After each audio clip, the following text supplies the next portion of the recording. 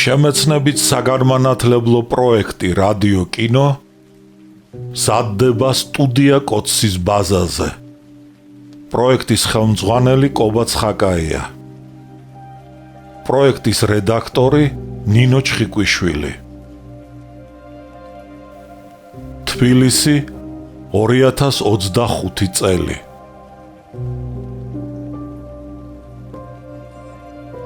ალექსანდრე ქუთათელი, პირისპირ, რომანი 2 ტომად და 4 წიგნად.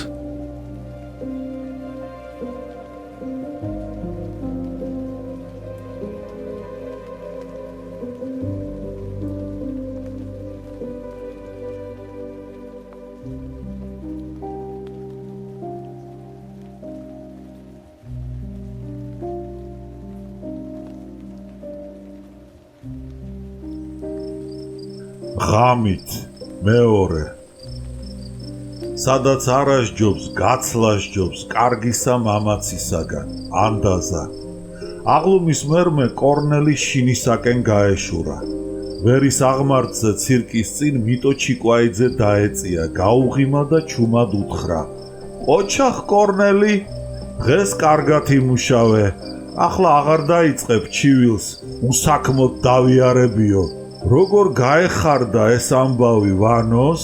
კორნელი დაიბნა, მორიდებით შეხედა მიტოს, რომელსაც მაზარა ეცვა და ბუხრის ქუდი ეხურა. რახანია ვანო არ მინახავს? ვანოს ახლა უამრავი საქმე აქვს, შემიძლია ზოგი რამ საინტერესო გიამბო, აქეთ გადაუხვიოთ. მიტომ სანაპირო ქუჩაზე გაიყვანა, ირგვლივ მიიხედ-მოიხედა და გააფრთხილა. რასაც ახლა გეტყვი, საიდუმლოდ შეინახე. დღეს ღამით ჩვენი გამოსვლაა დანიშნული.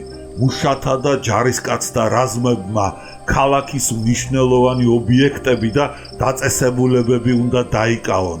მე დანიშნული ვარ ამ რაზმის უფროსად, რომელმაც არსენალი უნდა აიღოს. რადგანაც დაიწყე ჩვენი გზით სიარული, ბოლომდე მიჰყევი მას. ჩემ რაზმში ჩაეწერე, მიიღე როგორც იტყვიან რევოლუციური ნათლისღება. მზად ვარ, უყოყმანოთ მიუგო კორნელიმ, კეთილი, გაუხარდა მიტოს და განაგრძო, მაშყური დამიგდე. ჩვენი სკოლის ამხანაგის, ლეო იოსებაშვილის მისამართს მოგცემ. ხომ იცი სად ცხოვრობს ლეო? იგი ხუდადოვის ტყის მახლობლად, იორის ქუჩაზე ცხოვრობს. ჰო! 8 საათზე გამოცხადდები მასთან. იქ არის ჩვენი შეკრების პუნქტი. მიტოს წერილით აღჭურვილი კორნელი დანიშნულ საათზე გამოცხადდა ლეო იოსებაშვილთან. ლეოს ბინაზე მუშები და ჯარისკაცები დაუხვდნენ, მათ შორის ფრონტელი მეგობრებიც. კორნელი მათთან ერთად რკინიგზის სახელოსნოს, ხარატის ძველი მუშის სტეფანე დანგაძის სახლისაკენ გაეშურა. დანგაძე არსენალის მახლობლად, ბაღში ჩადგმულ პატარა სახლში ცხოვრობდა. იქ ელოდებოდა თავის რაზმელებს მიტო ჩიკვაიძე. გასინჯვისა და შემოწმების მერმე რაზმელები დანგაძის სახლის სარდაფში ჩაიყვანეს და იქ თოფები, ვაზნები და ხელყუმბარები დაურიგეს. ბნელი ღამე იყო. რაზმელები არსენალისაკენ მიმავალი ბილიკებით სათითაოდ გაემართნენ და ძველი სანგრები დაიკავეს. აჯანყებულები ქალაქის სხვა მხრიდანაც შემოეწყნენ არსენალს. საღამოს ესტატე მაყაშვილის ბინაზე მისი ძმა პოლკოვნიკი ჯიბო მივიდა. ესტატე ვარდო და ნინო სასადილო ოთახში ისხდნენ და ჩაის შეექცეოდნენ. პოლკოვნიკმა უამბო მათ ავლაბრის ყაზარმიდან გაქცევა როსტიაშვილისა და კიდევ რამდენიმე ჯარისკაცისა, რომელთაც მოჰკლეს პორუჩიკი დევდარიანი და ზემდეგი გაგნიძე.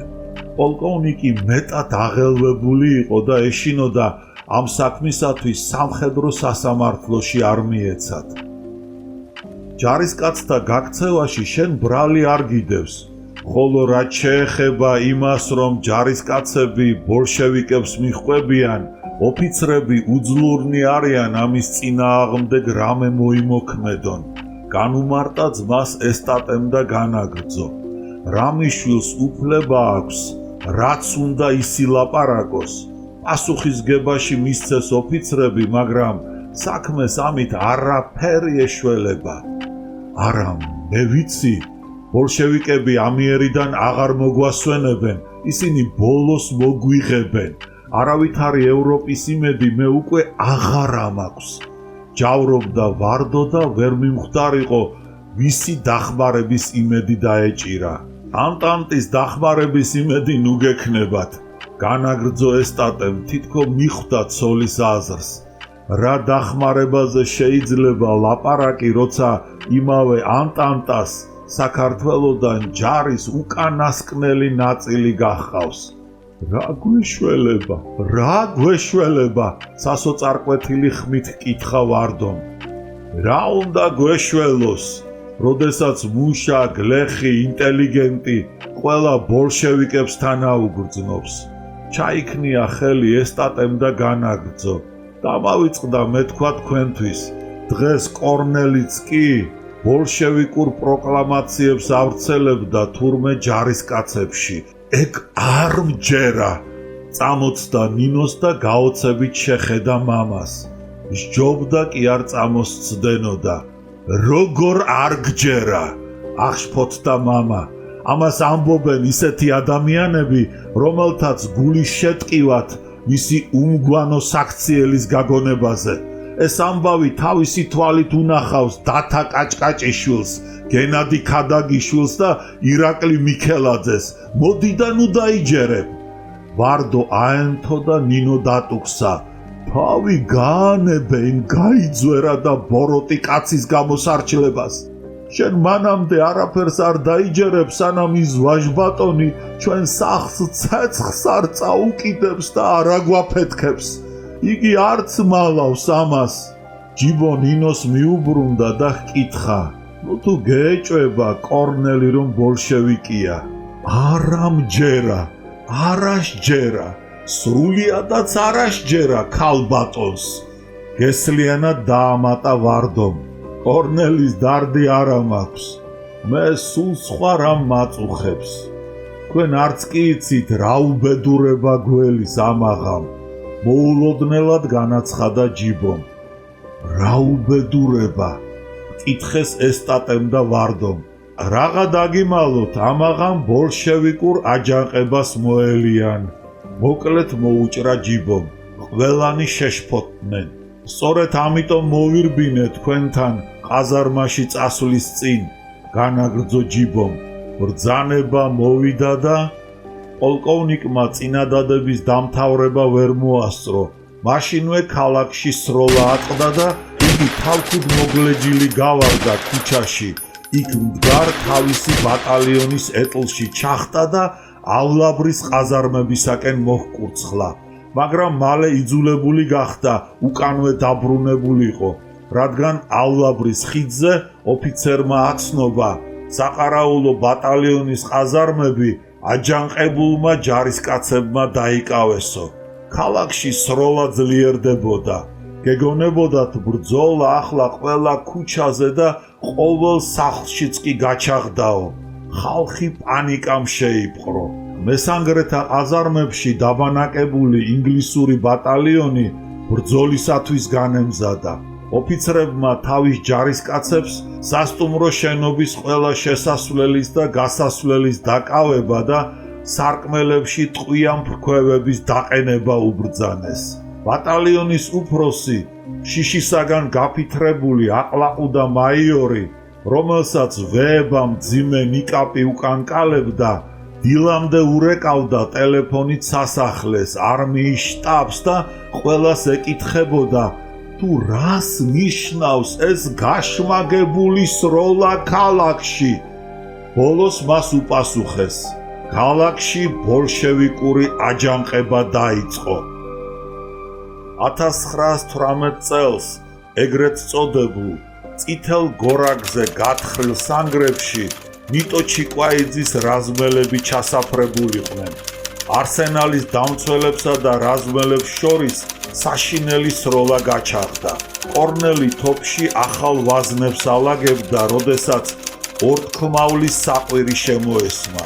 მალე მის წინ ჯავშნიანმა მატარებელმა გრიალით ჩაიარა. მერმე სულაშიანელა და არსენალის წინ გაჩერდა.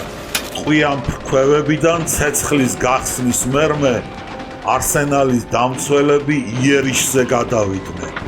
აჯანყებულებმა ბრძანება მიიღეს უკან დაეხიათ. ნიტო და მისი რაზმელები თიდან ხევ-ხევ დაეშვნენ. ქალაქს უნებლად მიაღწიეს და დანგაძის სახლისაკენ ვიწრო ქუჩებით გაეშურნენ.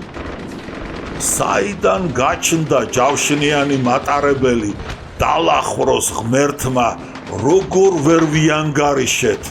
გულის ტკივილით ამბობდა ჯარისკაცის მაზარაში გამოწყობილი დანგაძე.